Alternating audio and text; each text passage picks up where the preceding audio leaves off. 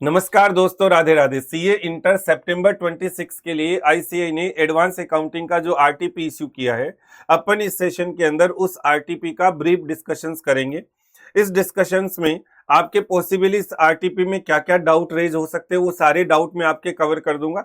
और दूसरा, कोई भी आरटीपी के अंदर से कोई यूनिकनेस है तो वो भी आपकी कवर कर दूंगा, ताकि कम से कम टाइम में आपका इस आरटीपी के अंदर जो भी चीज आपको पढ़नी थी उसका एक ब्रीफ ओवरव्यू आपको मिल जाए, ताकि अलग से फिर आरटीपी को आपको डिटेल में और देखने की जरूरत नहीं पड़े। आईसीआई आरटीपी जब इश्यू करता है तो टोटल उसके अंदर 20 क्वेश्चंस अलग अलग चैप्टर से पुटअप करता है। स्टार्टिंग का हिस्सा छोटा सा एमसीक्यू का होता है। तो चलिए अपन शुरू करते हैं एमसीक्यू से। एमसीक्यू पोर्शन जो है वहीं से देखिए। बाई बैक का एक आपको यहाँ पर आरटीपी के अंदर एक क्वेश्चन दिया है पूरा, जिसमें मैक्सिमम परमिजिबल बाईबैक कैलकुलेट करने के बारे में कुछ जानकारी आपको देता है। इस तरह के बहुत सारे क्वेश्चंस अपन ने किए हुए होते हैं, तो उसी पैटर्न का ये क्वेश्चन है, जिसमें आपको कह रहा है equity capital, general reserve, security premium, statement of PL, development rebate reserve, revaluation reserve, loan fund जिसमें डिवेंचर और unsecured loan due with in 1 year 5 lakh का, और टोटल मिलाकर 9 लाख का है। The shareholder of Mars Limited, on the recommendations of Board of Directors, have approved a proposal to buy back the maximum permissible number of shares at the rate of 30 rupees के rate से by back किया जाएगा। Based on the above information, आपको अब नीचे data दे रखा है, कह रहा है आंसर करो। पहला answer, what will be the future equity share holder funds. आपको future equity share holder fund निकालना है on the basis of debt equity ratio test. Both questions में अपन ने किया हुआ होता है। अपन इवन डेस्क्रिप्टिव क्वेश्चन करते हैं, उसमें भी मैंने आपको कह रखा है कि आईसीआई आंसर में इस कैलकुलेशन को हमेशा करता है, तो आपको भी करना चाहिए। दूसरा, what will be the minimum equity to be maintained by Mars Limited after proposed buyback of shares. और तीसरा, what will be the maximum number of share that can be bought back by Mars Limited as per section 68 if the Mars Limited buyback it own shares out of free reserve as sum equal to nominal value of shares, so bought back shall be transferred to। तो last के दो question जो है वो simple question है, जिसमें आपको questions की हेल्प लेने की जरूरत नहीं है। तो पहले तो उन्हीं का डिस्कशन कर लेते हैं। कह रहा है बाईबैक जब आप करते हो कहां से, रिजर्व से, तो ऐसे केस में जितना बाईबैक आपने रिजर्व से किया उसकी फेस वैल्यू के बराबर आपको अमाउंट कहां ट्रांसफर करना पड़ता है। तो आप सभी को पता होगा, सीआरआर, कैपिटल रिडम्पशन रिजर्व में ट्रांसफर करना पड़ता है, यानी आंसर हो जाएगा इसका सी। पहले तीनों क्वेश्चंस का अभी करेंगे। Current maturity of unsecured loan as per schedule 3 of the Companies Act 13 would be classified as. कह रहा है कि जो अनसिक्योर्ड लोन है उसकी करंट मेच्योरिटी, करंट मेच्योरिटी का मतलब आपको पता हो तो कोई बोरोविंग था जो ओरिजिनली लॉन्ग टर्म था, लेकिन अब उसका कुछ हिस्सा या वो borrowing with in 1 year payable है। तो विद इन 1 ईयर पेबल है तो आपको उसको शॉर्ट टर्म बोरोइंग में दिखाना पड़ता है, यानी आंसर हो जाएगा बी। अब शुरुआती हिस्से में अपन इसके आते हैं न्यूमेरिकल पोर्शन में। अब देखो, ये आपको मैक्सिमम बाईबैक के लिए डेटा दे रखा है। तो सबसे पहले अपन दो कैलकुलेशन कर रहे हैं, पूछ क्या रहे हैं वो बाद में देख लेंगे, पहले दो कैलकुलेशन कर रहे हैं। और वो दो कैलकुलेशन अपन करते हैं, एक तो एग्जिस्टिंग इक्विटी फंड और एक एग्जिस्टिंग डेट फंड। तो इक्विटी फंड निकालेंगे तो आपको पता है पेड अप शेयर कैपिटल लेते हैं, फ्री रिजर्व रहते हैं जिसमें सिक्योरिटी प्रीमियम भी आपको साथ में रखना होता है बाईबैक के लिए। जब आप फ्री रिजर्व को लेते हो तो साथ में सिक्योरिटी प्रीमियम लेना है। तो यहां पर देखिए, इक्विटी कैपिटल अपन ने ले लिया, जीआर ले लिया, सिक्योरिटी प्रीमियम ले लिया, स्टेटमेंट ऑफ पीएल ले लिया। Development rebate reserve statutory reserve होता है, इसको नहीं लेते। रिवैल्यूएशन रिजर्व नॉन केस होता है, इसको भी इंक्लूड नहीं करते।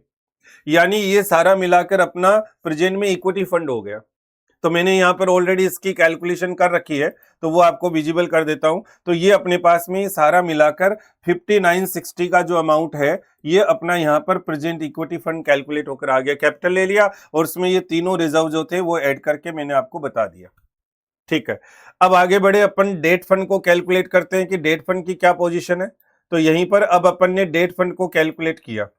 अब वो डेट फंड कैसे किया, यहां पर देखिए जरा, आपको बोरोइंग के बारे में दे रखा है। एक तो आपके पास में डिबेंचर है, ठीक है, और एक आपके पास लोन है। अब यहां पर लोन में लिखा है टोटल मिलाकर 9 लाख रुपीज का है, जिसमें से करंट मेच्योरिटी 5 लाख के विद इन 1 ईयर।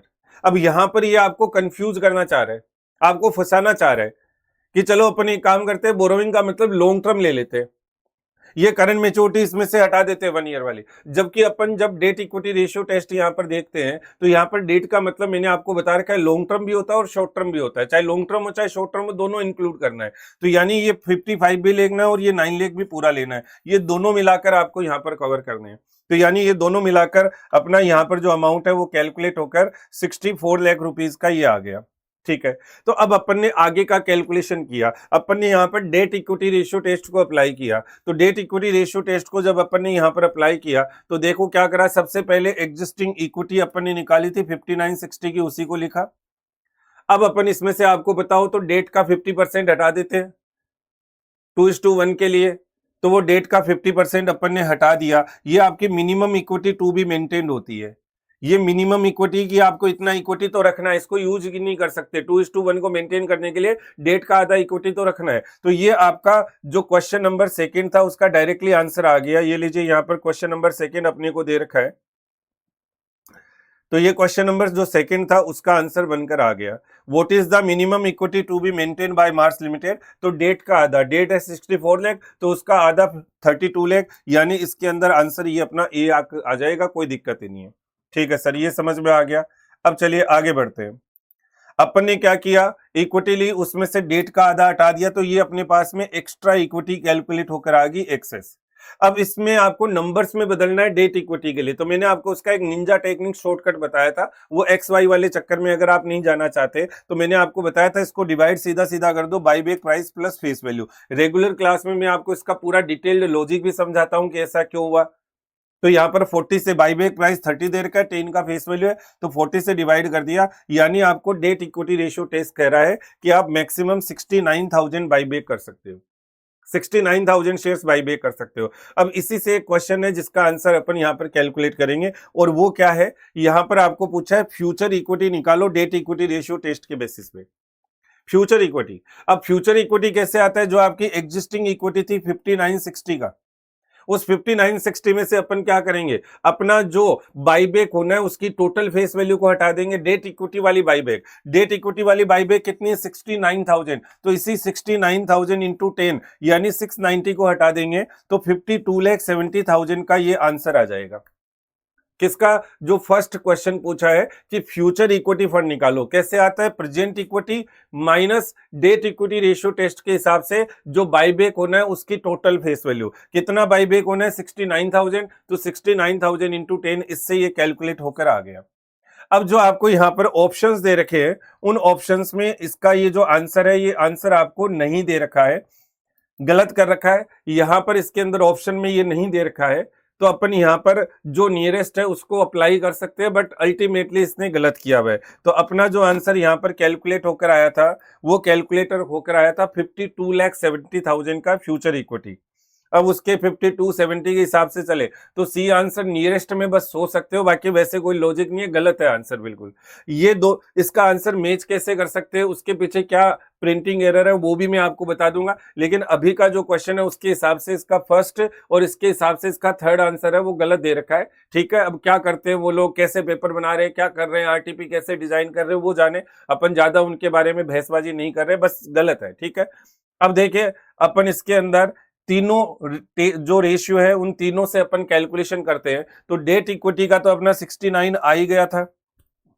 हाँ सर, शेयर आउटस्टैंडिंग टेस्ट जो है उसमें नंबर ऑफ शेयर्स जो है पहले से 2,40,000, उसका 25% यानी 60,000। रिसोर्स टेस्ट उसमें क्या करते हैं, जो प्रेजेंट इक्विटी है उसका 25% लेते हैं, तो ये अपनी प्रेजेंट इक्विटी का 25% है, और divided with buyback price of 30, तो ये आ गया 49,666। तो इन तीनों में से लोअर है 49,666। अब 49,666 का आप तीनों टेस्ट के हिसाब से जो मैक्सिमम बाईबैक है वो कर सकते हो। अगेन ये थर्ड पार्ट में इसने पूछा था, बट इसका भी आंसर इन्होंने ऑप्शन जो है वो बड़े गलत दे रखे हैं, तो यहां पर अपने पास कोई मैच नहीं हो रहा है। अगेन अपना आ रहा है 49,666, तो उसके नियरेस्ट में अपन कह सकते हैं 48,000 मैक्सिमम बाईबैक हो सकता है। भाई उससे इससे ज्यादा तो अपने को जाना ही नहीं है, तो इससे कम ही करना है, तो इससे कम करना है तो 48 कर सकते हो, तो ये इसका आंसर बन सकता है। ऊपर वाले में इसने अलग ही आंसर दे रखा है, कोई मतलब नहीं है उसका, तो कोई सेंस ही नहीं है। ठीक है, अब ये आंसर ठीक कैसे हो सकता है दोनों में, उसका भी आपको निंजा टेक्निक बता सकता हूं, और वो निंजा टेक्निक ये है कि इसने यहां पर एक गलती कर दी कैलकुलेशन में, और वो गलती ये कर दी कि अगर अपन ने जो इक्विटी इसका प्रेजेंट निकाला था वो कितना निकाला था, 59,60,000 निकाला था। अगर ये 57,60,000 आ जाए तो फिर इसका 1 और 3 का आंसर भी मैच हो जाएगा। फिर आप कर लेना, बिल्कुल आसानी से मैच हो जाएगा, बिल्कुल सही आंसर आएंगे। जो तीनों रेशियो का फाइनल है वो 48,000 आ जाएगा। कैसे आएगा, इसका 25% divided by 30। Debt equity ratio test का जो आंसर दे रखा है, जो फ्यूचर इक्विटी निकालने का, वो भी आपका सही आ जाएगा। अब ये 5760 कैसे पॉसिबल हो सकता है, तो प्रेजेंट क्वेश्चन के हिसाब से तो पॉसिबल नहीं है, बट अगर आप इसको पॉसिबल करना चाहो तो ये रिवैल्यूएशन रिजर्व हटा दो। सर रिवैल्यूएशन रिजर्व को तो हमने निकालने में इंक्लूड ही नहीं किया, तो क्यों हटा दो? तो यहां ऐसे हटा दो कि आप इसमें से किसी भी रिजर्व के साथ में ये मान लो कि ये इंक्लूडिंग किसी के साथ लिखा हुआ था रिवैल्यूएशन रिजर्व। केवल ये बता रहा हूं कि इसने जो आंसर दिया वो कैसे फिजिबल हो सकता है। फिर कह रहा हूं, यहां कोई जुगाड़बाजी नहीं कर रहा हूं कि आपको एग्जाम में ऐसा करना है, बता रहा हूं कि ऐसा हो सकता था। क्या गलती हो रखी है? तो ये 2 लाख रुपए रिवैल्यूएशन रिजर्व यहाँ का इंक्लूड है और आपने इनको एज इट इज ले लिया, तो 2 लाख हटा दो। दूसरा तरीका है, आप डायरेक्टली इनमें से कोई मिस प्रिंटिंग ठीक कर दो 2 लाख रुपए से कोई भी रिजर्व को कम करने की। तो कोई भी रिजर्व को इनमें से कम करने की कर दोगे तो आपका इक्विटी फंड अगर 57,60,000 होगा तो फिर आपका जो आंसर है वो बिल्कुल सही आ जाएंगे, तीनों आंसर सही हो जाएंगे। ये मैं आपको इसके अंदर समझाना चाह रहा हूं। अगर इसी पैटर्न से रखे जो अभी प्रेजेंट में उसी के हिसाब से चले तो फिर तो इसका आंसर अभी के हिसाब से सही नहीं है। ये भी मैंने आपको यहाँ पर बता दिया है। ठीक है सर, समझ लिया। ये तो हो गया अपना जो कंट्रोवर्शियल क्वेश्चन है कि सर इसके आंसर्स क्या होंगे, तो वो मैंने आपको समझा दिया। चलिए आगे बढ़ते हैं।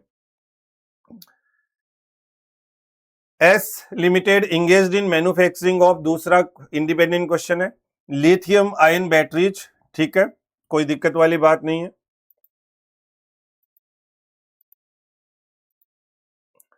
लिथियम आयन बैटरीज, जिसमें आगे कह रहा है it has developed a new technology which enhance the operating efficiency of batteries. It has capitalised the development of expenditure 75 lakh for the same, 75 lakh rupees. It estimated that the life of the technology developed to be 4 year, कह रहे 4 साल का life है। The net cash flow to be generated as under 30 lakh, 40 lakh, 55 lakh, 35 lakh। कह रहे first year का amortisation निकालो, बहुत ही सिंपल है। बेनिफिट के रेशियो में अपन अमोर्टाइज करते हैं, तो बेनिफिट का रेशियो जो दे रखा है वो आपको बता रखा है 30, 40, 55 और 35। तो बेनिफिट का रेशियो 1,60,00,000 हो जाएगा। तो और फर्स्ट ईयर का खुद का रेशियो है 30 और कॉस्ट एसेट की 75 लाख। तो 75 लाख इंटू 30/160, तो उससे ये 1406250 का कैलकुलेशन बनकर आ जाएगा। तो इस तरीके से अपन इसका आंसर कैलकुलेट करके दिखा देंगे। ठीक है, तो ये आंसर इसका कौन सा हो जाएगा, डी इसका सही आंसर हो जाएगा। चलिए आगे बढ़ते हैं। Cropax limited is following property but unsure about how to account for the same. Tenant house has costed 15 lakh to the company 5 years ago. To the property is freehold is let out for a private individual for 6-month period. The market price of the property current is 17,50,000. How it is to be accounted for? कह रहे company उसने एक property खरीदा है और उस property को कुछ टाइम के लिए उसने रेंट पे भी लगाया था और अब 15 लाख की जगह उसकी मार्केट वैल्यू 1750 हो गई। तो आप इसको अकाउंट फॉर कैसे करोगे? यहां ये आपको कंफ्यूज करना चाहता है कि इस प्रॉपर्टी को क्या हम पीपी दिखाएं या एक टर्मिनोलॉजी होता है इन्वेस्टमेंट इन प्रॉपर्टी दिखाएं। पीपी दिखाएं या इन्वेस्टमेंट इन प्रॉपर्टी दिखाएं। तो दोस्तों जब मैं इन्वेस्टमेंट अकाउंट का टॉपिक शुरुआत करवाता हूं उसके पहले ही लेक्चर में आपको ये प्रॉपर्टी का एग्जांपल देता हूं, जिसमें आपको बताता हूं कि प्रॉपर्टी अगर आपने खरीदी है, अब वो अगर आपने बिजनेस में यूज के लिए खरीदी है तो पीपी है। अगर वो आपने कि आप प्रॉपर्टी डीलर हो, आपका काम ही उसको खरीदने बेचने का है, तो आपने उसको बेचने के पर्पज से खरीदा है तो वो आपकी इन्वेंट्री है। और वही प्रॉपर्टी अगर आपने कैपिटल एप्रिसिएशन और रेंटल पर्पज के लिए खरीदी है, कैपिटल एप्रिसिएशन और रेंटल पर्पज के लिए खरीदी है, तो वो फिर आपका पीपी नहीं होता, फिर वो आपका इन्वेंट्री नहीं होता, फिर वो आपका इन्वेस्टमेंट इन प्रॉपर्टी होता है, यानी फिर वो इन्वेस्टमेंट होगा। लेकिन इस इन्वेस्टमेंट इन प्रॉपर्टी को दिखाने का जो तरीका है वो AS10 का कॉस्ट मॉडल है, वही इस पे लगता है। जब आपका कोई इन्वेस्टमेंट इन प्रॉपर्टी है तो आप उसको जो दिखाओगे वो एज पर AS10 जो कॉस्ट मॉडल होता है, जो अपन ने पढ़ा है कि इनिशियली कॉस्ट मॉडल होता है, सब्सिक्वेंटली आप कॉस्ट या रिवेल मॉडल कर सकते हो, तो यहाँ पर कॉस्ट मॉडल के बेसिस पे आपको करना होता है। तो पहले पॉइंट में कह रहा है properties owned by Cropex is to be accounted as cost model of AS10 PP, depreciation is to be calculated, revaluation of property, ये कह रहा है इसको आप पूरा पीपी मान लो, आप उसको पीपी के जैसे दिखाओ, उसके ऊपर डेप लगाओ और जब वैल्यू बढ़ गई तो पीपी में जो रिवेल मॉडल पढ़ा था वो लगा दो, गलत है। Held for investment in potential and not to be use for Cropex limited, treat as investment in property, बिल्कुल ठीक है।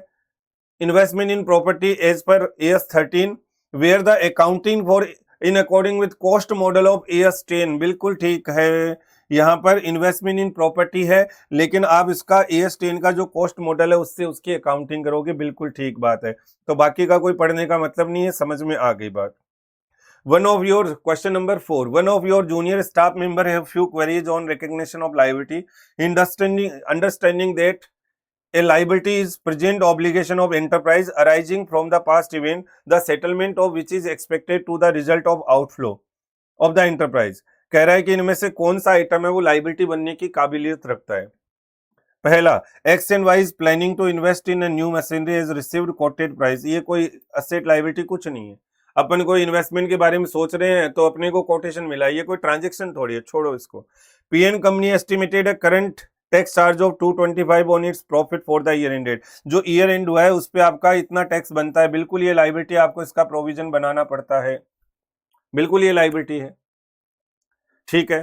कह रहे हैं business manufacture product under license in 8 month time the license is due to expire, are will have to pay 154 for renewal. आप आगे जाकर licence के रिन्यूअल का खर्चा पे करोगे, वो आज आपकी लाइबिलिटी नहीं है, क्योंकि हो सकता है बिजनेस में आप बिजनेस को ही बंद कर दो, तो हो सकता है वो खर्चा हो ही ना आपका। S N company purchase investment 6 month ago for 12 lakh, the market value is now fallen to 10.5 lakh. कह रहे 12 लाख का खरीदा और 10.5 हो गया, तो लाइबिलिटी थोड़ी होगा, इन्वेस्टमेंट पड़ा हुआ है अपना, वहां पर अपन उसको इन्वेस्टमेंट की वैल्यू से ही एडजस्ट कर देते हैं, उसका कोई लाइबिलिटी थोड़ी ना क्रिएट करते सर, नहीं करते। तो यानी कि इसका आंसर कौन सा बन जाएगा, ये आपका बी इसका आंसर बन जाएगा। ये इसका MCQ पोर्शन था। Moving for the descriptive portion, question number 5 theoretical question है। Any country can become IFRS compliant either through adoption or convergence.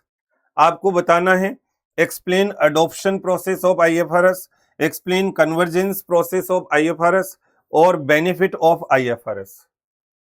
अगर अपन IFRS के जैसे अपने AS को भी बना ले, जिनको बोलते इंड AS, तो क्या फायदे होंगे उसके बारे में बात करनी है। तो देखो यहां पर यह है IFRS। IFRS क्या होते हैं, इंटरनेशनल फाइनेंशियल रिपोर्टिंग स्टैंडर्ड, पुराना नाम था इंटरनेशनल अकाउंटिंग स्टैंडर्ड IAS। अब इंडिया में अगर अपने को इनको लाना है या कोई भी कंट्री इनको अपनाती है कि भाई हम जो इंटरनेशनल वाले हैं उनको हमारी कंट्री में लाना चाहते हैं, तो उसको लाने के दो तरीके होते हैं। एक होता है अडॉप्शन।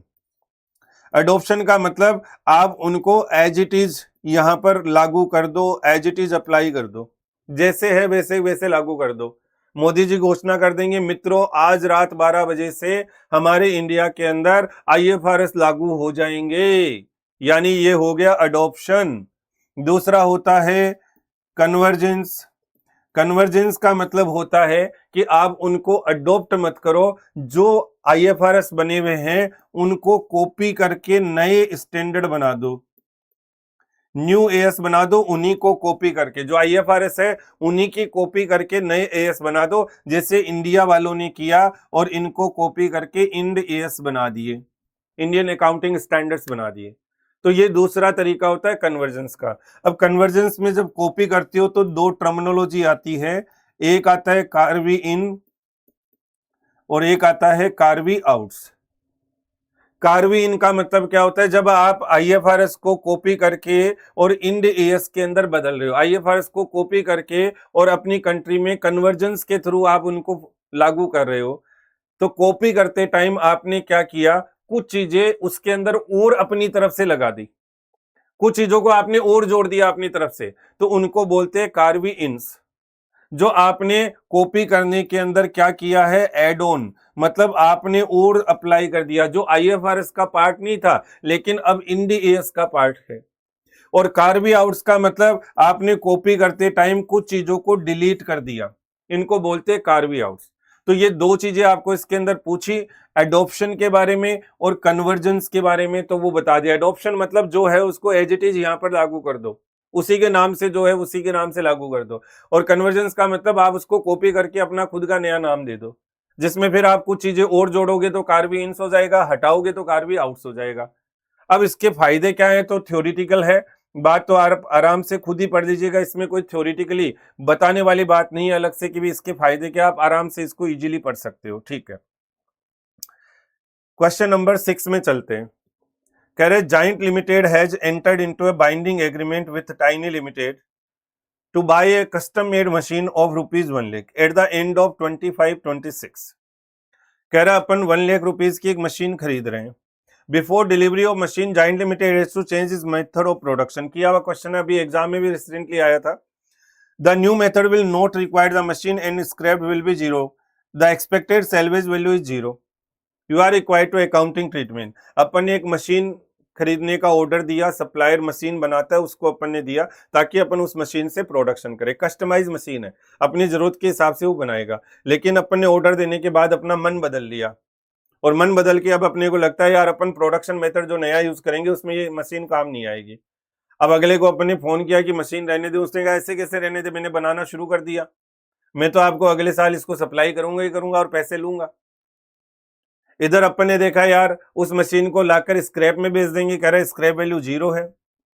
तो एंड ऑफ द ईयर अब इसका अकाउंटिंग कैसे करें, तो क्या इसको असेट मानेंगे? क्या असेट का मतलब होता है फ्यूचर इकोनॉमिक बेनिफिट का फ्लो होना, तो उस असेट से कोई बेनिफिट नहीं होगा, ना तो सैलवेज मिलेगी, ना तो कोई सैलवेज मिलना, तो कोई फ्लो बेनिफिट ही नहीं है, तो यानी आप उसको असेट ट्रीट नहीं कर सकते, यानी उस असेट की वैल्यू जो है वो पूरा आपके लिए क्या हो गया, लॉस, यानी आपको पूरा का पूरा उसको लॉस के तौर पर डिस्क्लोज करके बताना पड़ेगा।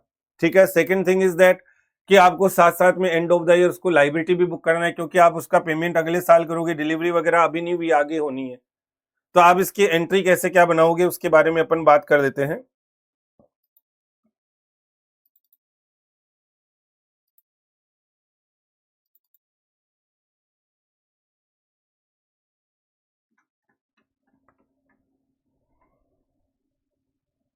तो देखिए ये इसकी एंट्री आ गई।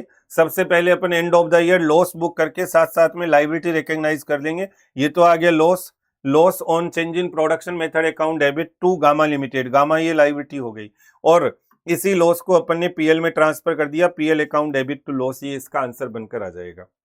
ओके ठीक है सर, चलिए आगे बढ़ते हैं। Moving for question number 7।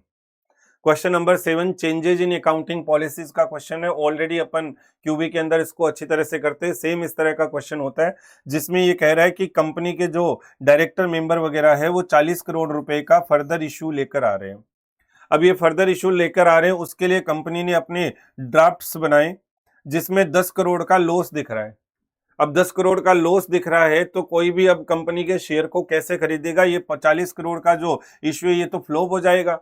तो अपन अपनी अकाउंटिंग पॉलिसीज में चेंज करते हैं ताकि थोड़ा बहुत इसके अंदर सुधार हो सके। तो वो क्या चेंजेस किए हैं, तो ये 4 पॉइंट आपको उसके चेंजेस के दे रखे हैं, जिसमें एक पॉइंट तो पुराने क्वेश्चंस में होता था जो दे दिया, जो कि अब चेंजेस इन अकाउंटिंग पॉलिसी होता ही नहीं है, फालतू के अंदर ही दे दिया। महान लोग है, क्या कर सकते हैं।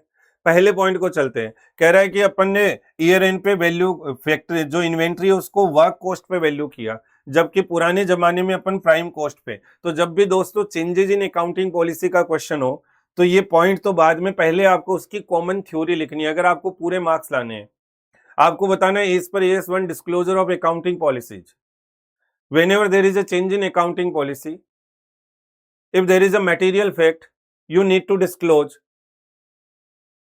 the effect of such changes for current period as well as future period in amount to the extent it is ascertainable। मतलब कि आप जब भी चेंजेस इन अकाउंटिंग पॉलिसी करते हो, उसका अगर कोई मटेरियल चेंज आता है तो उस मटेरियल चेंज को आपको क्या करना पड़ेगा, आपको करंट और फ्यूचर के लिए जितने अमाउंट से उसका आप असर्टेन कर सकते हो, कैलकुलेशन कर सकते हो, उतने से आपको उसका फैक्ट का डिस्क्लोजर आपको उसको बताना पड़ेगा कि इतना आ रहा है।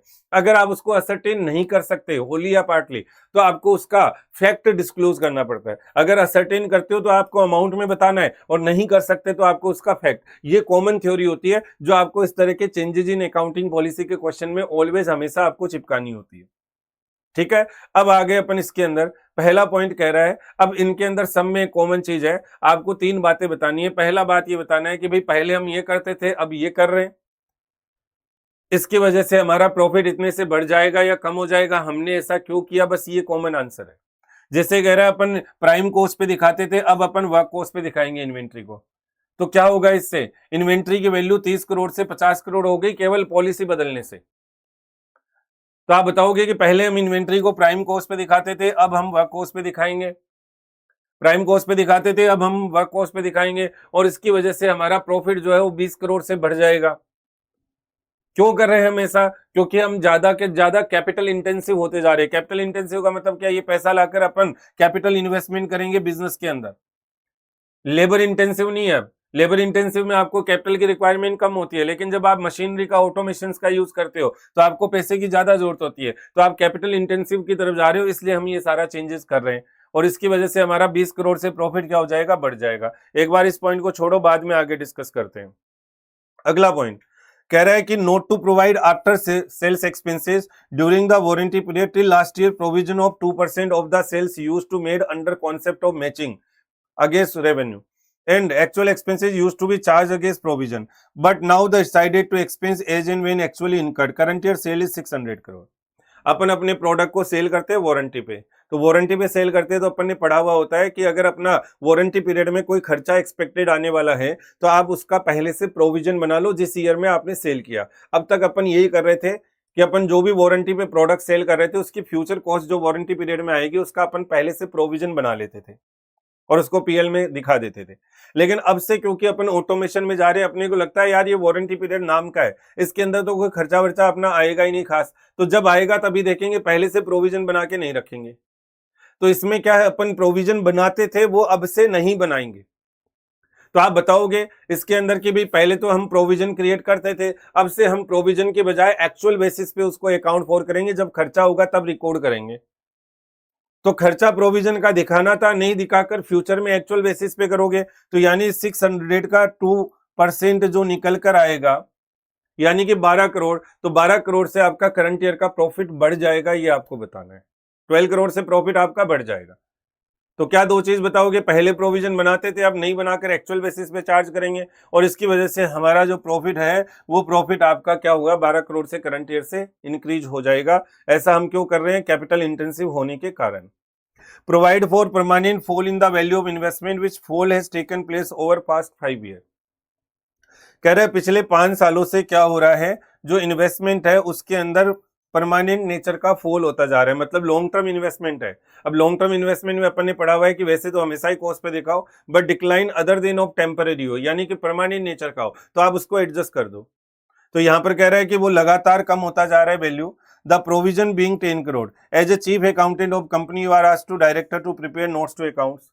आपको अब उसका क्या करना है, 10 करोड़ का क्या बनाना है, प्रोविजन। तो ठीक है, कोई दिक्कत नहीं है। तो आप बताओगे कि भी जो फॉल हो रहा है उसका प्रोविजन बना रहे हैं, उसकी ड्राफ्टिंग करके बता दो, और ये प्रोविजन जो बनाएंगे इसकी वजह से हमारा 10 करोड़ से प्रॉफिट कम हो जाएगा। पिछले में प्रोविजन अब तक बना रहे थे, इस बार नहीं बनाएंगे तो प्रॉफिट बढ़ जाएगा, इस बार प्रोविजन बनाएंगे तो कम हो जाएगा। अब जाते हैं बीच का एक पॉइंट फालतू जो दे रखा है, ये पहले हुआ करता था चारों पॉइंट मिलाकर, यहां पर अब इसको फालतू के अंदर दे दिया। इस क्वेश्चन में क्या कर रहा है, यहां पर अपन डेप्रिसिएशन का मेथड चेंज कर रहे हैं। अब डेप्रिसिएशन का जो मेथड चेंज करना होता है वो चेंजेज इन अकाउंटिंग पॉलिसी नहीं होता, वो चेंजेज इन अकाउंटिंग एस्टिमेशन होता है। कब से, 2016 से, उससे पहले वो चेंज इन पॉलिसी होता था और उस टाइम ये ठीक था यहां पर, लेकिन अब फालतू के अंदर दे दिया। बट अपने को तो दे रहा है तो ठीक है, अपन इसके अंदर भी वही लिख देते हैं कि पहले हम ये वाला मेथड फॉलो कर रहे थे, अब इसके ये फॉलो करेंगे, और इसकी वजह से हमारा इतना डेप्रिसिएशन ज्यादा लग रहा है तो हमारा प्रॉफिट इतने से कम हो जाएगा। तो बस सिंपली आपको उसको नरेट करके देना है, कोई दिक्कत वाली बात ही नहीं है। समझ में आ रही बात, क्या कह रहा है, कह रहा है कि अपन Depreciation for the year SLM on account of substantial addition to gross block in during the year. Instead of reducing balance method, WDV से शिफ्ट हो रहे हैं SLM पे. As per consequences, charge for depreciation 27 crore is lower than the amount of 45 crore which would have been provided had the old method followed. Old method follow करते तो 45 करोड़ लगता, नए से 27 करोड़ लगेगा, यानी 18 करोड़ का डेप्रिसिएशन कम लगेगा. तो कम लगेगा तो आपका करंट ईयर का प्रॉफिट 18 करोड़ से क्या हो जाएगा, बढ़ जाएगा. बस उसी चीज को आपको लिख के दे देना है, नथिंग एल्स, और कुछ करना ही नहीं है. तो ये देखो, पहले तो इसकी वो कॉमन थ्योरी लिख दी जो मैंने बताई थी, और उसके बाद अब इन चारों के ये आंसर्स आपको बनाकर दे दिए. चलिए आगे बढ़ते हैं. Moving for question number 8. Inventory का अच्छा क्वेश्चन दिया है, नया क्वेश्चन डेवलप करके दिया है, बहुत इजी है, बिल्कुल आसान सा है. Sun limited has fabricated special equipment solar power panel during the 24-25 as per drawing and design supplied by the customer. However due to liquidity crunch the customer is requested for postponement of delivery schedule as requested company to withhold delivery of finished goods product and discontinue the production of the balance item. अपने को customer से एक order मिला हुआ है, अपन उसका सामान बनाने लग गए, कस्टमर की हालत खराब हो गई, उसने कहा कि भाई बाद में दे देना डिलीवरी, अभी मेरे पास पैसे वैसे का इंतजाम नहीं हो रहा, अभी रहने दो. अपन ने भी अब तय कर लिया कि अपन कस्टमर को ये सामान बेचेंगे ही नहीं, अपन तो नॉर्मल किसी और ग्राहक को बेचेंगे. कह रहा है प्रेजेंट में सिचुएशन क्या है, अपने पास में 85 लाख रुपीस का तो WIP पड़ा है, 55 लाख का अपना सोलर पावर पैनल फिनिश पड़ा है, और 65 लाख उस कस्टमर में ऑलरेडी अपन ने जो सामान दे दिया था उसके पैसे मांगते हैं. अपन चाह रहे हैं कि 205 का ये जो लॉस है इसको पूरा का पूरा बुक कर ले प्रोविजन में. ये तीनों मिलाकर 205 है, इसको पूरा का पूरा बुक कर ले, ये अपन चाह रहे हैं. तो क्या इसको अपने को करना है कि नहीं करना है, इसके बारे में आंसर देना है. तो क्या करें, इसके बारे में आंसर क्या दें. बड़ा सिंपल सा आंसर इसके बारे में कि ये जो दोनों अपनी असेट है ये तो इन्वेंट्री है, इन्वेंट्री की तरह दिखाओ. WIP है, फिनिश प्रोडक्ट बना हुआ पड़ा है, तो ये तो अपनी इन्वेंट्री है ना. तो डिस्क्लोज एज इन्वेंट्री. इन्वेंट्री को किस पे दिखाते हैं, कॉस्ट और NRV लोअर पे. NRV इस क्वेश्चन में दे नहीं रखी, तो यानी कि अपन इनको इन्वेंट्री की तरह इनको डिस्क्लोज कर देंगे. मतलब इनका अपने को लॉस बुक करने की जरूरत नहीं, अपन 85 और 55 लाख पे इनको एज इट इज डिस्क्लोज करके दिखा देंगे. NRV है नहीं तो यही मान लेते हैं विच एवर इज लोअर यही है, NRV उससे ज्यादा ही होगी. एक ऑल्टरनेटिव ये भी दे सकते हैं जैसे इसने भी दिया है कि अगर NRV 0 है, मान लो नहीं दे रखा, तो फिर तो आपको इसको पूरा का पूरा लॉस में लेके जाना पड़ेगा. अगर NRV आप इसकी 0 मान लेते हो, वो ऑल्टरनेटिव लिख सकते हो, लेकिन मेन आंसर तो यही होगा कि इनको अपने को दिखा देना है. दूसरा, ये जो डेटर के तौर पर अपन उस कस्टमर में पैसा मांगते हैं, उसके ऊपर अब केस वगैरह फाइल हो गए, तो अपने को पता है कि ये पैसा तो अपने को नहीं मिलेगा. कह रहा है कि वो जो कस्टमर है उसको वाइंड अप की तैयारी चल रही है, उसकी तो सारा खत्म है, सब कुछ साफ है, तो इसका मतलब फिर आपको इसका क्या लॉस बुक कर लेना चाहिए. तो ये दोनों तो असेट दिखा देनी चाहिए और इसका लॉस बुक कर लेना चाहिए. कैश फ्लो का दोस्तों नॉर्मल क्वेश्चन है, इसमें कुछ भी मेरे ख्याल से कोई बताने वाली बात नहीं है. यहां पर ये देखो, दो आइटम है, discount on issue of share और preliminary expense. Discount on issue of share और प्रिलिमिनरी एक्सपेंस फिक्टिशियस असेट है, 10,000 से 7,500 हो गया, ये भी 10,000 से 7,500 हो गया, यानी अपने इनको राइट ऑफ कर दिया. तो ऑपरेटिंग एक्टिविटी जब बनाते हैं तो वहां पर non operational non cash item के तौर पर आपको इनको ऐड कर देना है वापस से. ऑपरेटिंग एक्टिविटी जब बनाएंगे तो वहां पर वो जो नॉन ऑपरेशनल और नॉन कैश का रिवर्सल होता है, तो वहां पर ये जो लॉस बुक किए हुए इनको वापस से ऐड बैक कर देंगे. बस ये सिंपल सी बात है, और इसके अंदर कोई बताने वाली स्पेशल बात है नहीं, सब कुछ सिंपल है. चलिए क्वेश्चन नंबर 10 में चलते हैं.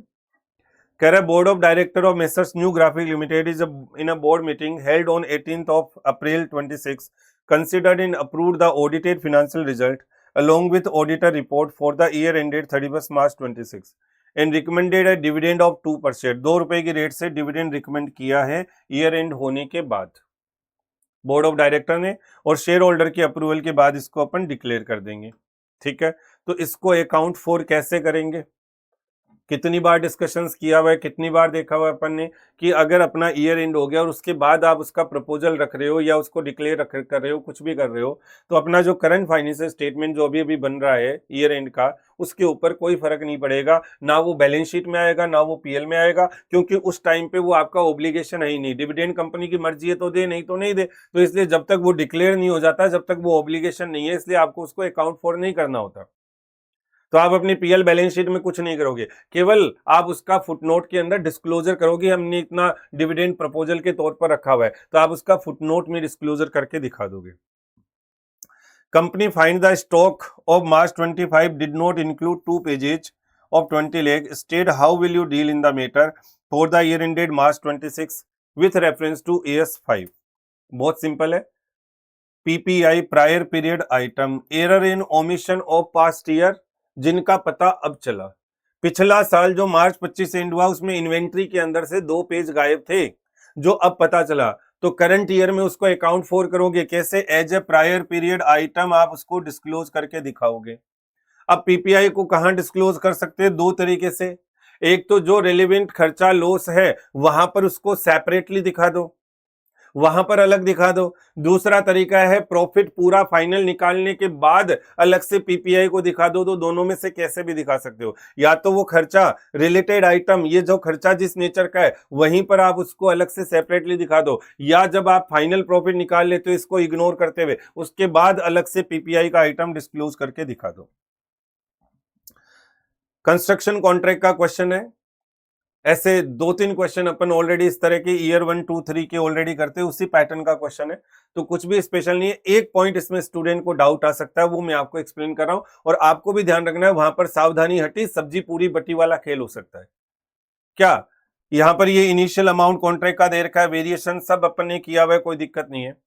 Contract cost incurred up to reporting date, ठीक है, अब तक का खर्चा अप टू रिपोर्टिंग डेट मतलब क्यूमुलेटिव मैनर में दे रखा है, कोई दिक्कत नहीं है। कॉन्ट्रैक्ट कॉस्ट टू कंप्लीट करने में एस्टिमेटेड इतना खर्चा आएगा, ये वाला पॉइंट है जिसको ध्यान देना है। कह रहा है material at site to be used in subsequent year included in the above cost. कह रहा है ये आपका मटेरियल एट साइट है फर्स्ट ईयर में 65 का, फिर 100 का, जो ईयर एंड पे काम ही नहीं आया, लेकिन ऑलरेडी अपन ने ऊपर इसको इंक्लूड किया हुआ है अबोव कॉस्ट में, यानी इनमें वो इंक्लूडेड है। तो जब ये काम ही नहीं आया तो ये कॉस्ट का पार्ट ही नहीं है, तो अपन जब कॉस्ट कैलकुलेट करेंगे तो वहां से हटा देंगे, यानी 240 माइनस 65, 240 माइनस 65 यानी 175 का आपका ये रिवाइज कॉस्ट आ गया। ऐसे ही 520 में से ये 100 हटा दिया तो ये अपना कितना आ गया? 420 आ गया। जब आप परसेंटेज ऑफ कंप्लीशन निकालोगे पीसीएम, तो वहां पर cost incurred upon total estimated cost, तो वहां पर कॉस्ट इनकर्ड में ईयर 1 में जो लोगे वो कितनी लोगे? 175 लोगे। ईयर 2 में कितनी लोगे? 420 लोगे। अब divide by total estimated cost, वहां ध्यान देना स्पेशल। ये तो समझ में आ गया कि हाँ भाई ये अपनी इंक्लूड था, यहां से हटा दो, कोई दिक्कत वाली बात ही नहीं है, तो वहां से तो हटा दिया। अब लेकिन ध्यान से सुनना, एक छोटी सी बात आपको ध्यान से सुननी है, और वो क्या सुननी है कि ये जो 65 का मटेरियल कॉस्ट है, जब अपन टोटल एस्टिमेटेड कॉस्ट निकालते हैं तो उस टाइम नहीं हटाना। मतलब जब आप कॉस्ट इनकर्ड 100 बार निकालोगे तो वहां पर ये 240 में से 65 हट गया, 520 में से 100 हट गया, यानी फर्स्ट ईयर का कॉस्ट 100 पार हो गया 175, सेकेंड ईयर तक का 420 हो गया, divided by total estimated cost. अब टोटल एस्टिमेटेड कॉस्ट में दिमाग में क्या आएगा कि 175 ये ले लेते हैं, 460 ये लेते हैं, यहीं पर काम लग जाएगा। यहां अब आपको क्या ध्यान देना है? यहां पर आपको ये ध्यान देना है कि ये 240 जो 65 हटा रहे हैं अपन, ये इस ईयर तक के लिए तो हटा रहे हैं, लेकिन टोटल में से नहीं हटाना। टोटल में से क्यों नहीं हटाना? क्योंकि ये फ्यूचर में तो काम आएगा ना, ये जो मटेरियल साइट में पड़ा है ये फ्यूचर में तो काम आएगा। देखो थर्ड ईयर में अब ये बचा ही नहीं है, यानी कि फ्यूचर में तो काम आएगा ना, तो यानी ये टोटल कॉस्ट का पार्ट तो अभी भी रहेगा। ईयर 1 में जब आपके ये काम नहीं आया तो ईयर 1 में से तो हटा दो, लेकिन टोटल कॉस्ट में तो ये रहेगा। तो क्यों? क्योंकि ये मटेरियल अभी काम नहीं आया तो बाद में काम आ जाएगा। तो इसी कारण से आप टोटल के लिए कितना लोगे? 240 प्लस 460, ये दोनों मिलाकर फर्स्ट ईयर के लिए, यानी टोटल एस्टिमेटेड कॉस्ट कितना हो गया 240 प्लस 460, इट विल बी 700। तो फर्स्ट ईयर में आपका पीसीएम कितना आ गया 175 अपॉन 700 इंटू 100, यानी आई थिंक ये 25% होता है 175 अपॉन 700। Yes, it is 25%। इसी तरह से सेकेंड ईयर में, तो जब आप कॉस्ट इनकर्ड सो फार निकाल रहे हो तब तो आप इसको यहां से हटाओगे, लेकिन जब आप टोटल एस्टिमेटेड कॉस्ट निकाल रहे हो तब आप इन दोनों को डायरेक्ट टोटल लगा दोगे। ये बात ध्यान रखने की है, और इसमें कुछ भी स्पेशल है नहीं दोस्तों। चलिए आगे बढ़ते हैं। पीपी के कनेक्शन में ये 4 खर्चे किए हैं, कौन से कैपिटलाइज होंगे, कौन से पीएल में जाएंगे, आपको इनके बारे में बताना है। पहला, foreign tour expenses of director for purchasing PP. PP को खरीदने के लिए डायरेक्टर्स को अपन फॉरेन टूर पर भेजा, थाईलैंड नहीं भेजा है, कोई चाइना वगैरह भेजा होगा, तो पीपी की कॉस्ट में इंक्लूड करेंगे, डायरेक्टली उसी के लिए एट्रीब्यूटेबल हो गया। Technical staff salary for installation, ये भी बिल्कुल आ जाएगा। नॉन टेक्निकल स्टाफ नहीं आएगा, नॉन टेक्निकल का कोई लेना देना ही नहीं है। Other sundry expenses such as stationery, printing, postage, ये तो ऑफिस या एडमिन होता है, ऑफिस या एडमिन पीपी की कॉस्ट में जनरली आता ही नहीं है, तो यानी पहली 2 कॉस्ट इंक्लूड हो जाएगी, ये नहीं होगी। क्वेश्चन नंबर 14, रिक्लासिफिकेशन का सिंपल क्वेश्चन है, किया हुआ रहता है। जब आप करंट से नॉन करंट में रिक्लासिफाई करते हो तो कॉस्ट और फेयर वैल्यू लोअर पे जाना है। जब आप करंट से नॉन करंट में जा रहे हो तब तो कॉस्ट और फेयर वैल्यू लोअर, अगर नॉन करंट से करंट में जा रहे हो तो कॉस्ट और carrying value whichever is lower. Already अपनी बुक वगैरह सब जगह खूब क्वेश्चन होते हैं, तो कोई इसमें बताने वाली बात है नहीं। क्वेश्चन नंबर 15 सेगमेंट रिपोर्टिंग का आ गया, जिसमें इस बार थोड़ा डिटेल सेगमेंटल रिपोर्ट की तरह क्वेश्चन में बनाकर दे रखी है। क्या कह रहा है, 4 सेगमेंट है, फूड का, प्लास्टिक का, हेल्थ का, अदर का और total. Sales including inter segment transfer, expenses, general corporate expenses, income from investment, interest expense, identifiable asset, general corporate asset, inter segment sales, operating profit include 60,000 on inter segment, 66,000 on inter segment sale. ये सब आपको data दे रखा है, इनके data basis पे आप question पूछ क्या रहा है वो भी नहीं लिखा हुआ, तो आप क्वेश्चन में मेंशन कर सकते हो आइडेंटिफाई रिपोर्टेबल सेगमेंट, आपको इसके अंदर रिपोर्टेबल सेगमेंट पता लगाना है। अब यहां ध्यान से सुनना, जब अपन इनके रिपोर्टेबल सेगमेंट के बारे में पता लगाएंगे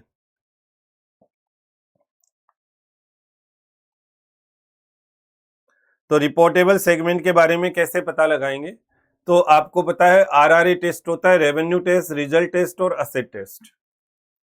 तो सबसे पहले अपन रेवेन्यू टेस्ट करते हैं। रेवेन्यू टेस्ट को जब अपन करते हैं तो अपन देखते हैं 10% और मोर का थ्रेशोल्ड, सेगमेंट रेवेन्यू का इंक्लूडिंग एक्सटर्नल और इंटरनल। तो देखो यहाँ पर क्वेश्चन के अंदर आपको ये सेगमेंट रेवेन्यू दे रखी है, ये तो आपकी एक्सटर्नल रेवेन्यू दे रखी है, ये आपस की क्वेश्चन में दिया हुआ था ऊपर, मैं बस समझा देता हूं पहले का, उसी से समझ लेना।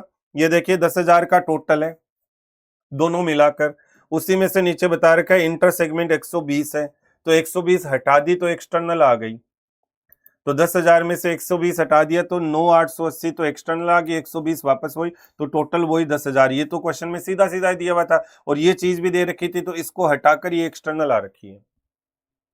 सर हमने ये एक्सटर्नल को अलग क्यों किया, उसके पीछे रीजन अपन डिस्कस करेंगे। सेगमेंट एक्सपेंसेज आपको क्वेश्चन में दे रखे, सीधे सीधे लिख दिए अपन ने। सेगमेंट रिजल्ट आपको क्वेश्चन में दे रखा है, वो अपन ने सीधा सीधा यहाँ पर लिख दिया, कोई दिक्कत वाली बात ही नहीं है, बिल्कुल आसान सा काम है, समझ में आ रहा है, ठीक है। असेट वगैरह ये सब दे रखा है। अब अपने को यहाँ पर रिपोर्टेबल पता करना है। सबसे पहले रिजल्ट टेस्ट देखा, तो रिजल्ट टेस्ट में अपन इंटरनल एक्सटर्नल दोनों को लेते हैं, यानी सेगमेंट की जो इंटरनल एक्सटर्नल दोनों है, तो दोनों मिलाकर देखो, ये रहा 12,294, इसका 10%, ये रहा 1229। अब 1229 के बेसिस पे देखा अपन ने, पता लगाया, तो यहां पर देखो पहले वाले की कितनी है 10,000, यानी रिपोर्टेबल है। दूसरे वाले की 1240 रिपोर्टेबल है, ये नॉन रिपोर्टेबल है रेवेन्यू टेस्ट से, ठीक है। अब रेवेन्यू टेस्ट के बाद में अपन ने यहाँ पर रिजल्ट टेस्ट को चेक करा, तो रिजल्ट टेस्ट के लिए क्या करते हैं, कुछ सेगमेंट अगर लॉस के और कुछ सेगमेंट अगर इनकम के हैं, तो टोटल लॉस और total income whichever is higher उसका 10%। तो देखो जरा यहाँ पर ये तीनों प्रॉफिट वाले हैं, तो इनका टोटल लगाया 2830 प्लस 440 प्लस 246, तो ये आ गया 3516, ये आ गया प्रॉफिट। ये इसका लॉस दे रखा है 36। क्वेश्चन में देखो जरा,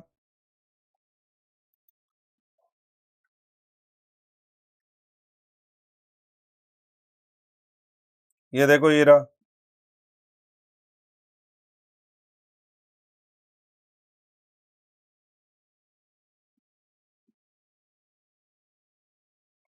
ये रहा।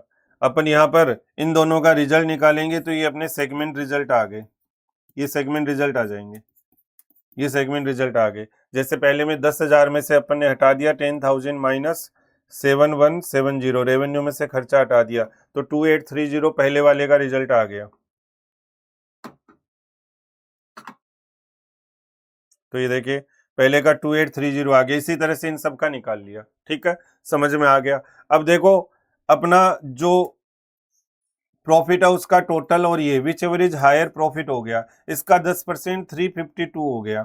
अब जो जो 352 से हायर है, यानी ये रिपोर्टेबल है, ये रिपोर्टेबल है, ये नॉन रिपोर्टेबल है, ये नॉन रिपोर्टेबल है। प्लस माइनस ध्यान नहीं देना, बस सीधा आपको देखना है कि अमाउंट में कितना है। ठीक है, आगे बढ़े, असेट के बेसिस पे चले। ये असेट का टोटल है और इसका 10%, तो यहां पर असेट के बेसिस पे देखा, ये रिपोर्टेबल है, कितना देखना है 2186, ये रिपोर्टेबल है, ये नॉन रिपोर्टेबल है, ये नॉन रिपोर्टेबल है।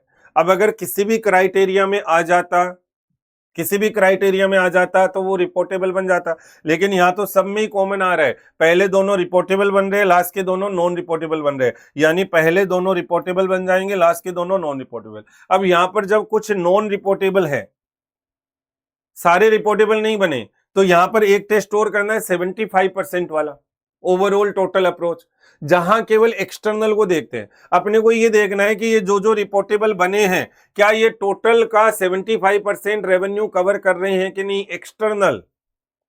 एक्सटर्नल तो देखो जरा, यहां पर एक्सटर्नल इन दोनों की टोटल है, ये कितनी है 9880 प्लस 1072। जब आप 75% वाला टेस्ट करते हो तो एक्सटर्नल देखना है, यानी 10952 ये एक्सटर्नल है इन दोनों की। कितने में से टोटल एक्सटर्नल है 11960, ये रही 11960, तो कितना परसेंट है देखते जरा, 11960 से डिवाइड किया, यानी 91 पॉइंट समथिंग 57% है। इसका मतलब 75% के पार है, एक ज्यादा है, तो इसका मतलब इन्हीं दोनों को रिपोर्टेबल रख लो। अगर कम होती तो और को रिपोर्टेबल बनाना पड़ता, लेकिन यहां पर ऐसी कोई नौबत नहीं आई।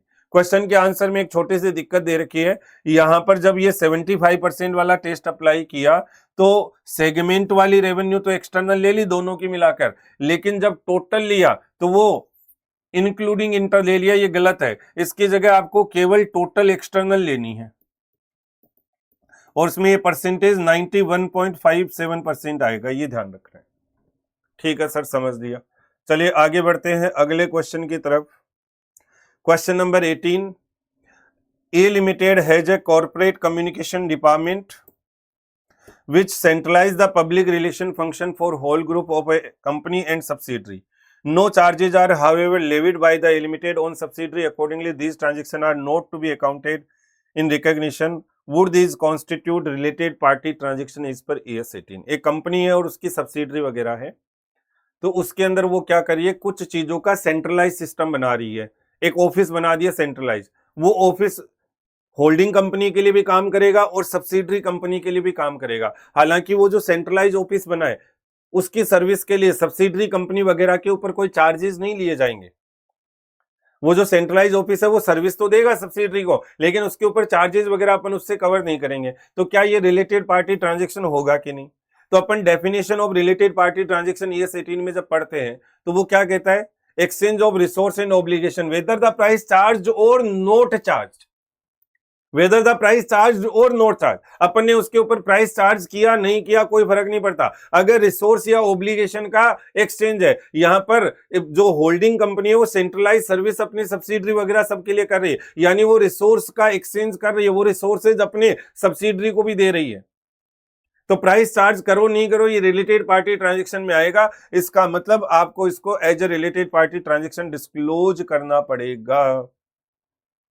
Question 17, on 1st of April 25 Mansi Limited sold plant of 850 to 800, the carrying amount of plant was 180। ठीक है, क्वेश्चन क्यूबी का अपने ऑलरेडी अपने किया है, सेम डेटा भी चेंज नहीं इस क्वेश्चन का। तो कह रहा है मानसी लिमिटेड ने एक प्लांट सोल्ड किया है 850 टू 800 का, the carrying amount of plant 180, book value 180 था। The sale was part of package under Akash Limited, lease back the assets to Mansi, और उधर आकाश को बेचा और आकाश इसी को वापस लीज पे दे देगा, सेल एंड लीज बैक का ट्रांजेक्शन हो गया। The economic life of asset is 8 year और लीज टर्म भी 8 साल। देखो 8 साल और 8 साल यानी कि 100% लाइफ कवरेज है, इसका मतलब ये फाइनेंस लीज बन गया। सेल एंड लीज बैक है लेकिन उसमें फाइनेंस लीज बन गया। ठीक है sir. The minimum lease rental payable by the Lesi, यानी मानसी लिमिटेड जो लीज रेंटल पे करेगा वो 160 पर एनम पे करेगा। द बोरोइंग रेट इज 10%, ठीक है, कोई दिक्कत नहीं है। Calculate the net effect on statement of PL in the books of Mansi, Mansi limited के पीएल में इसका नेट इफेक्ट कैलकुलेट करके बताओ। तो देखो यहाँ पर ये मैंने क्लास आंसर यूज किया जो स्टूडेंट को करवाया हुआ है। सेल एंड लीज बैक तो पढ़ते ही पता चल गया, अपन सेल कर रहे हैं और उसी चीज को आकाश से वापस लीज पे ले रहे हैं, मानसी उसको सेल कर रही है और आकाश से मानसी वापस उसको लीज पे ले रही है। अब पहले ये देखना है कि ये फाइनेंस लीज है या ऑपरेटिंग लीज। तो यहाँ पर 8 साल दोनों चीजें, ये सब अपन ने पढ़ा हुआ होता है। तो यानी कि ये कौन सी, जब असेट की जो लाइफ है उसका मेजर पार्ट लीज पीरियड से कवर है, तो यानी कि ये फाइनेंस लीज हो गया, कोई दिक्कत वाली इसमें बात ही नहीं है। अब फाइनेंस लीज हो गया तो इसका मतलब मानसी लिमिटेड यहाँ पर उस असेट को कितने पे रिकॉग्नाइज करेगी, तो मानसी लिमिटेड यहाँ पर उसको रिकॉग्नाइज करेगी उस असेट की फेयर वैल्यू और PV of MLP which ever is lower पे। फाइनेंस लीज का एक दूसरा क्राइटेरिया और देख लिया अपन ने, मानसी लिमिटेड 160 पर एनम पे करेगा, कितने साल तक, 8 साल तक। तो 10% के रेट से 8 साल के फैक्टर से अपन ने ये क्या निकाला, पीवी ऑफ एमएलपी। जीआरबी वगैरह इस क्वेश्चन में, यूआरबी वगैरह कुछ है नहीं, तो पीवी ऑफ एमएलपी आ गया। असेट की फेयर वैल्यू है ये, यानी कि वो जो किराए के रूप में पैसा देगी 8 साल तक, वो उस असेट की फेयर वैल्यू से भी ज्यादा पेमेंट करिए, 100% से भी ज्यादा। तो यानी अगेन ये साबित हो गया कि ये फाइनेंस लीज है। कब, जब उस असेट की फेयर वैल्यू का मेजर पार्ट है वो पीवी ऑफ एमएलपी से कवर्ड है। तो यानी ये अगेन फाइनेंस लीज हो गई। अब फाइनेंस लीज हो गई तो यहां पर मानसी लिमिटेड उस असेट को कितने पे रिकॉग्नाइज करेगी। दूसरा, वो जो बेचा उसका प्रॉफिट या लॉस कितना हुआ, तो देखो जरा, सबसे पहले सेल किया 850 टू 800 में दे रखा है, WDV 180, यानी मानसी को बेचने से इतना प्रॉफिट हो गया। अब ये प्रॉफिट इन जनरल तो पूरा का पूरा पीएल में चला जाता है, प्रॉफिट या लॉस, लेकिन ये सेल एंड लीज बैक है और उसके अंदर अगर ये फाइनेंस लीज है तो आपको इसको over the lease agreement amortise करना पड़ता है, पूरा एक साथ पीएल में नहीं डालोगे। तो इसका मतलब डिवाइडेड बाय 8 ईयर का लीज एग्रीमेंट, यानी 84,100 का हर साल इसको प्रॉफिट पीएल के अंदर क्रेडिट करना है मानसी को बेचने का, हर साल आप इसको पीएल के अंदर लेके जाओगे। दूसरी तरफ आपने उसको असेट को कितने पे रिकॉर्ड किया, पीवी ऑफ एमएलपी अपन ने निकाला था 853,600 है और fair value 850 to 800 whichever lower, इतने पे दिखाया। अब ये अपन ने दिखाया फाइनेंस लीज है तो लेसी उसका डेप्रिसिएशन क्लेम करता है, तो यानी 106,600 का हर साल 8 साल में वो डेप्रिसिएशन लगाएगा। तो कह रहा है पीएल में नेट इफेक्ट क्या आएगा, तो एक तरफ तो पीएल में ये इनकम आएगी प्रॉफिट बेचने का और ये हर साल आपका उसका डेप्रिसिएशन आएगा, तो 22,500 का आपका पर एनम पीएल के अंदर डेबिट का नेट बैलेंस आ गया। प्रॉफिट का हिस्सा क्रेडिट और डेप्रिसिएशन डेबिट, तो ये नेट इफेक्ट आ जाएगा। बुक का ही क्वेश्चन है दोस्तों, ऑलरेडी अपन ने डिटेल में किया हुआ होता है। क्वेश्चन नंबर 18 AS20 का क्वेश्चन है, theoretical question. Would completely vested option to purchase share of a company be included in the computation of basic EPS? BC Limited is formulated a scheme for employee stock option for employee. During the year ended March 26, BC Limited is granted option to purchase 36,000 shares to employee, out of which option of 15,000 shares have been vested on 31st March 26, December 26. However, no option has been exercised by December 26. Would such 15,000 shares be vested, be included in basic EPS of BC Limited for the end date December 26? क्या question है, देखो इसको थोड़ा सा समझने का ध्यान देना।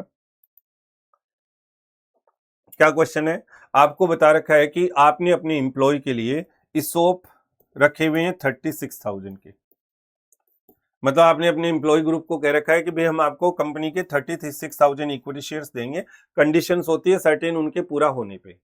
अब उसमें से क्या हुआ, 15,000 ऑप्शन वेस्टेड हो गए। वेस्टेड हो गए मतलब उनकी कंडीशन जो थी वो कंडीशन जो है उनके वेस्ट होने की वो फुलफिल हो गई। अब एम्प्लॉय अपनी मर्जी से इन 15,000 शेयर्स को चाहे तो खरीद सकता है। बाकी के अभी फ्यूचर में वेस्ट होंगे, इनको बोलते हैं अनवेस्टेड। क्या बोलते हैं? अनवेस्टेड, जो अभी पूरे नहीं हुए कंडीशंस। जब जब स्टॉक वेस्टेड हो जाते हैं उसके बाद एम्प्लॉय के पास राइट आता है कि भाई वो उनको खरीद सकता है, उनकी मर्जी है एम्प्लॉय की। तो यहां पर 15,000 शेयर वेस्टेड हो गए, अब एम्प्लॉय चाहे तो उनको खरीद सकता है, लेकिन ईयर एंड तक इसमें से एक भी शेयर को एम्प्लॉय ने खरीदा नहीं है। तो ये कह रहा है कि अपन इस 15,000 को है ना बेसिक ईपीएस में इंक्लूड कर देते हैं। नहीं करेंगे भाई। बेसिक ईपीएस का मतलब होता है weighted average number of outstanding shares, जो अभी है। तो ये 15,000 शेयर एम्प्लॉय ने थोड़ी खरीद लिया, अपन ने इशू थोड़ी कर दिए। इशू कब करेंगे? जब एम्प्लॉय इनको सब्सक्राइब करेगा, खरीदेगा। और वो अपने को पता ही नहीं कि खरीदेगा कि नहीं खरीदेगा, भले वेस्टेड हो गए, उसके बाद भी एम्प्लॉय इनको खरीदने से मना कर सकता है। एम्प्लॉय के पास हमेशा ऑप्शन है, चॉइस है, नाम ही है एम्प्लॉय स्टॉक ऑप्शन प्लान। तो इसका मतलब एम्प्लॉय ने अभी तक खरीदा ही नहीं, तो हो सकता है आगे भी नहीं खरीदे। तो आज की डेट में क्या आउटस्टैंडिंग है? क्या नहीं है। तो बेसिक ईपीएस में क्यों शामिल करेंगे? यानी आप इनको बेसिक ईपीएस में इंक्लूड नहीं करोगे, और इनको तो इंक्लूड करने का कोई मतलब ही नहीं है बेसिक ईपीएस में। हाँ, जो डाइल्यूटेड ईपीएस निकालेंगे उसके अंदर ये पूरे इंक्लूड हो जाएंगे। इनको पोटेंशियल इक्विटी शेयर बोलेंगे। वहां पर जब डाइल्यूटेड ईपीएस का कैलकुलेशन करेंगे वहां पर ये पोटेंशियल इक्विटी शेयर है, वहां पर आप इसको पूरा का पूरा इंक्लूड कर लोगे, कोई दिक्कत नहीं है। लेकिन आप बेसिक ईपीएस में ना ये इंक्लूड करोगे ना ये, क्योंकि अभी तक इनमें से कोई भी शेयर इश्यू नहीं हुआ है। क्वेश्चन नंबर 19, सारांश limited is engaged in manufacturing of electric home appliances. दोस्तों अगर वीडियो देख रहे हो तो जल्दी से लाइक भी कर दो इसको। मतलब इतनी मेहनत आप लोगों के लिए की जा रही है और आप इसका मोटिवेशन अगर एक लाइक भी नहीं कर सकते तो मैं ज्यादा कुछ नहीं बोलूंगा। चुल्लू भर पानी ये सब मेरी आदत नहीं है बोलने की, ठीक है। मैं ये भी नहीं कहूंगा खाओ माँ कसम, ये सब कुछ भी नहीं बोलूंगा। मैं तो एक सिंपल सी बात कह रहा हूँ, लाइक कर दो, कमेंट कर दो, और ज्यादा से ज्यादा इंटर के स्टूडेंट्स में इसको शेयर भी करो, ठीक है, ताकि सबके पास ये चीज पहुंचे कि हाँ भी आरटीपी का एक पूरा इवेल्युएशन बताया सर ने बहुत कम टाइम में। आगे बढ़ते हैं। सारांश limited Saharans Limited is engaged in manufacturing of electric home appliances. The company's process of finalizing the account for the year in March 25. Need your expert advice. क्या कह रहा है? सबसे पहले कंपनी हैज इस plant in 3 location. It has to shut down 1 location. The said plant site under rental agreement of March 26. The rent per month is 80,000. If company cancel agreement, the company have to pay penal rent of 6 months. The company can sublet it to for 45,000. दोस्तों अपन ने ES 29 में पूरा अच्छे से इस concept को पढ़ा था, ओनरस कॉन्ट्रैक्ट के नाम से। अनअवॉइडेबल कॉस्ट, आपने एक रेंट एग्रीमेंट कर रखा है जिसमें आपको एक रेंटल प्रॉपर्टी उस पे 80,000 रुपए पर मंथ खर्चा पे करना है। अगर आप इसको यूज करना नहीं चाहते, अगर आप इसको लेट आउट कर देते हो तो भी आपको उसमें से 45,000 रिकवर हो गया। अभी भी आपके लिए अनअवॉइडेबल कॉस्ट बन गई कितनी? 80,000 माइनस 45,000, यानी आपकी पर मंथ 35,000 की अनअवॉइडेबल कॉस्ट बन गई उस एग्रीमेंट से। 80,000 का रेंट जाएगा और आपको अगर प्रॉपर्टी की जरूरत नहीं, आप किसी और को दे दो 45 पे, तो 35,000 कितने टाइम तक? कितने टाइम तक? तो ये पूरा अपन मान लेते हैं 12 मंथ का ही रहा होगा, तो यानी 12 मंथ तक आपको इसका पेमेंट करना पड़ेगा। ये कितने मंथ तक? एक मिनट देखते। Company is 3 it has to shut down of is location, the set plant is under agreement March 26, the rent per month is 80, cancel it has to pay equal to 6 month rent, company has to sublet. ठीक है, तो यानी 35,000 multiplied by 12, यानी 4,20,000 रुपए की आपकी इसकी contract को कंटिन्यू करने की कॉस्ट आएगी। वहीं अगर अपन इस कॉन्ट्रैक्ट को कैंसिल करते हैं, उसके आगे जाकर हाथ जोड़ देते हैं, पसर जाते हैं, उसको कहते हैं मालिक हमें माफ कर दो, तो वो कहता है ठीक है कोई बात नहीं, आप 6 महीने का रेंट दे दो, यानी 80,000 पर मंथ इंटू 6। तो 80,000 इंटू पर मंथ इंटू 6 कितना हो गया सर? 4,80,000 रुपए हो गए। तो आपको ऐसे केस में ओनरस कॉन्ट्रैक्ट बोलता है कि इन दोनों में से जो लोअर है उसका प्रोविजन आज ही बना लेना चाहिए, यानी 4,20,000 का आपको आज ही इसका क्या बना लेना पड़ेगा? प्रोविजन क्रिएट करना पड़ेगा।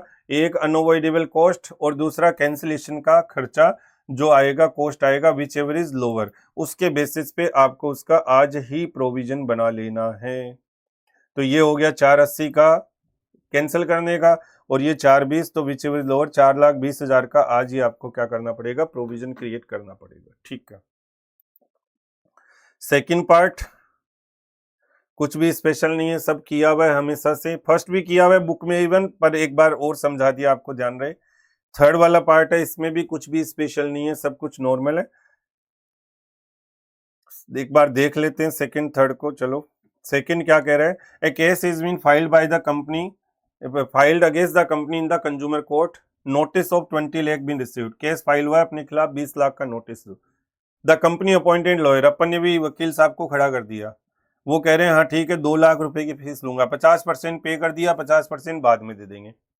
चांसेज है 75% की अपने को पेनल्टी नहीं देनी पड़ेगी, यानी कि जो केस अपने खिलाफ फाइल हुआ उसमें अपने जीतने के चांसेज है, यानी कि पेनल्टी नहीं देने के ज्यादा चांस है। तो इसको क्या अपन प्रेजेंट ऑब्लिगेशन बोलेंगे या पॉसिबल ऑब्लिगेशन बोलेंगे। तो आपको इसका फिर प्रोविजन बनाने की जरूरत नहीं है, ये आपकी कॉन्टिजेंट लायबिलिटी है, केवल आपको इसको फुटनोट में दिखाना है। कौन सा, ये जो 20 लाख का क्लेम आपके खिलाफ है। क्यों? क्योंकि 75% चांस है कि अपने को नहीं देना पड़ेगा, यानी देना पड़ेगा उसके 25% ही है। लेकिन फीस वकील साहब की वो तो देनी पड़ेगी, तो जो 1 लाख दे दी वो भी, और 1 लाख जो आनी है उसका तो आपको लॉस बुक करना ही पड़ेगा, तो वो तो आपको पूरी प्रोवाइड करनी पड़ेगी। ठीक है sir. A company is committed to supply a consignment worth 1 crore, ये भी अपनी बुक वगैरह के क्वेश्चंस है, to one of its dealer by year end. As per contract, if delivery is not made on time, compensation of 15% of the value is to be paid. While the consignment was in transit, one of the truck carrying goods of 30 lakh met an accident. अपन को customer के पास 1 करोड़ का सामान पहुंचाना है, समय पर नहीं पहुंचा पाए तो 15% अपने को पेनल्टी देनी पड़ेगी। अपना एक कंसाइनमेंट ट्रक था जिसमें 30 लाख का सामान जा रहा था, रास्ते में एक्सीडेंट हो गया, मतलब कि दोहरी मार हो गई, एक तो ट्रक के नुकसान होने का खतरा और जो सामान चला गया, और एक सामने वाले के पास वो समय पे पहुंचेगा नहीं तो उसकी पेनल्टी लगेगी। डरने की क्या बात है, इंश्योरेंस अपने साथ है, अपन ने इस ट्रक का इंश्योरेंस करवा रखा था, वहां से अपने को 27 लाख रुपए मिल जाएंगे 10% डिडक्शन होकर।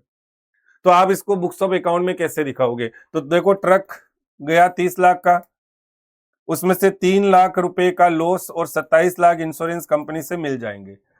तो यानी ये जो ट्रक वाला खेल है, इसकी वजह से तो आपको 3 लाख रुपए का ही लॉस बुक करना है, और 27 लाख की आपको इंश्योरेंस कंपनी से जो अमाउंट मिलेगा उसको असेट दिखाना है।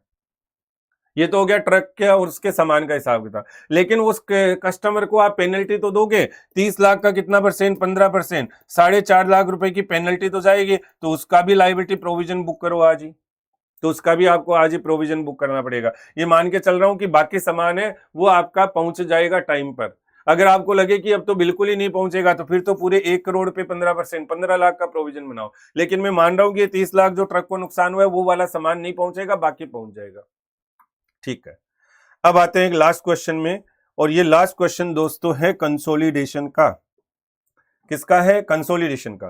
रोज limited hold 80% share in Marigold it's subsidiary, share capital of Marigold limited is 25 lakh and reserve being 5 lakh. कह रहा है ये ईयर वाइज अब आपको प्रॉफिट या लॉस दे रखा है, और आपको इसका हर साल का माइनॉरिटी इंटरेस्ट निकालना है। क्या ऐसा क्वेश्चन अपन ने नहीं किया? एक नहीं, 2 लगातार क्वेश्चन क्लास में अपन ने किए हुए।